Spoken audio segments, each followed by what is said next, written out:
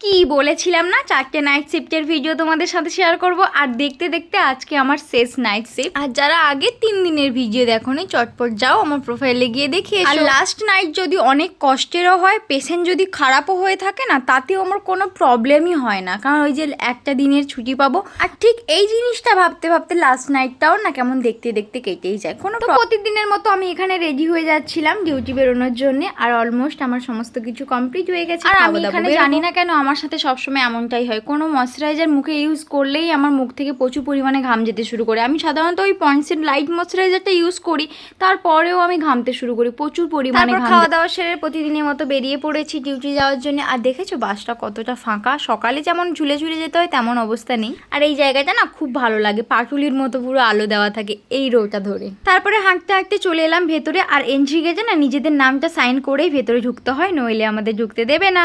সিঁড়ি ভেঙে যাচ্ছি বলে এটা ভেবো না যে আমি লিফট ইউজ করি না, আসলে সেকেন্ড ফ্লোর তো, তার জন্য লিফটের জন্য অনেকক্ষণ দাঁড়িয়ে থাকতে হয়, এটা অনেকটা দেরি হয়ে যায়। তারপর রেডি হয়ে চলেও এসেছি আমি, আর এখানে চেঞ্জিং রুমে বসে বসে একটু ঢং করছিলাম। আর সব থেকে মজার বিষয় কি জানো, একটা বেডের মাত্র 3টে পেশেন্ট আছে, বাদ বাকি 5টা ডিসচার্জ চলে গেছে। আমি ভেবে ভেবে আসছিলাম যে আমার আজকের নাইট ডিউটিটা খুবই খারাপ কাটবে, বাট সত্যি খুব খুব খুব ভালো কেটেছে। আর রাত্রে অল্প করে মুড়ি, আলু ভাজা, ডিম ভাজা নিয়ে গেছিলাম, ব্যাস এটাই খেয়ে নিয়েছি। টাটা।